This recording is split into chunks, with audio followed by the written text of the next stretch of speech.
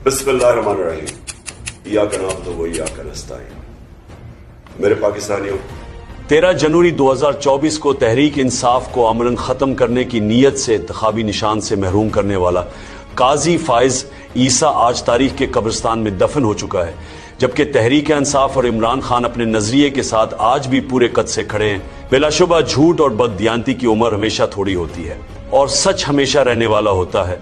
अल Qadir trust case में जज सरीगन गलत बयानी से काम ले रहा है। अल कादिर केस का ट्रायल हमेशा 11:30 से 12 बजे के दरमियान शुरू होता है। केस की समाअत के लिए 11 बजे का वक्त मुकर्रर था, लेकिन मेरे वकला की आमद से भी कबल करीबन 9 बजे मुझे इतला दी गई कि जज साहब आ गए हैं। मेरी नक्ल व हरकत जेल तक महदूद होती है और मेरा कानूनी हक था कि मैं वकला के हमरा अदालत में पेश हो सकता, जिनको अदालत की जानिब से 11 बजे का वक्त दिया गया था। पहले 2 मुकदमात में जज अबू हसनात और मोहम्मद बशीर मेरी अदम मौजूदगी में फैसला सुना चुके हैं। बिल्कुल इसी तरह इस केस का फैसला भी सुनाया जा सकता था, मगर मेरी अदम मौजूदगी का जवाज बनाकर फैसला मुआखिर कर देना इंतहाई मज़हका खेज और अदालती निज़ाम का मजाक उड़ाने के मुतरादिफ है। अल कादिर ट्रस्ट केस का आगाज तब हुआ था जब हसन नवाज शरीफ ने 9 अरब रुपए की प्रॉपर्टी 18 अरब रुपए में मलिक रियाज फैमिली को बेची और एनसीए ने मुश्तबा ट्रांजैक्शन पर कार्रवाई का आगाज किया। एनसीए ने ये उनसे सवाल किया कि ये जायदाद दोगुनी कीमत पर क्यों फरोख्त की गई। सबसे पहले तो नवाज शरीफ अपने बेटे का जवाब दे कि ये 9 अरब रुपए इजाफी किस तरह उनके बेटे ने मलिक रियाज से हासिल किए।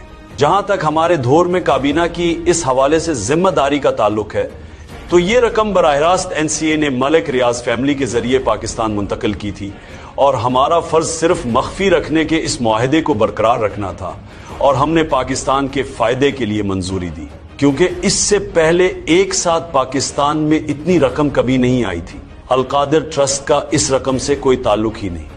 वो ट्रस्ट तो इस रकम की आमद से 1 साल कबल ही कायम हो चुका था और इसका मकसद सिर्फ और सिर्फ दौर दराज के तलबा को सीरत नबी सल्लल्लाहु अलैहि वसल्लम के साथ साथ दुनियावी तालीम देकर इनके लिए इल्म की शमा रोशन करना था। अल कादिर ट्रस्ट से मुझे या बुशरा बीबी को 1 रुपए का भी फायदा नहीं है। ये ट्रस्ट शौकत खानम और नमल की तर्ज पर एक फलाही इदारा है। इसको अगर बंद भी कर दिया जाता है तो ये रकम उन अफराद को वापस जाएगी जो उसके डोनर्स हैं। मुझे इस रकम से कोई फायदा है ना नुकसान।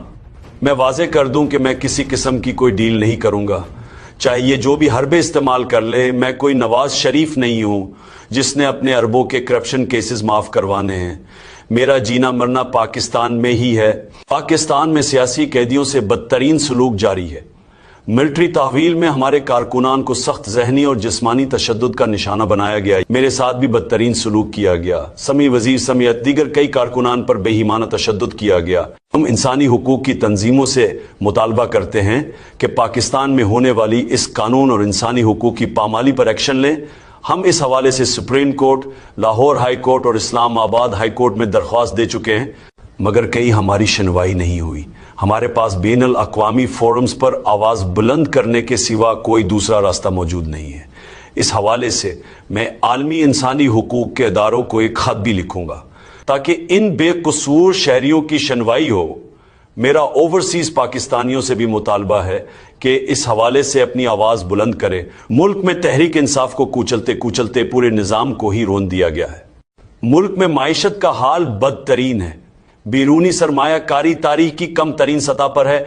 SIFC और उड़ान प्रोग्राम बुरी तरह नाकाम हुए हैं। ग्रोथ रेट ना बढ़ने से मुल्क में बेरोजगारी में इजाफा हो रहा है।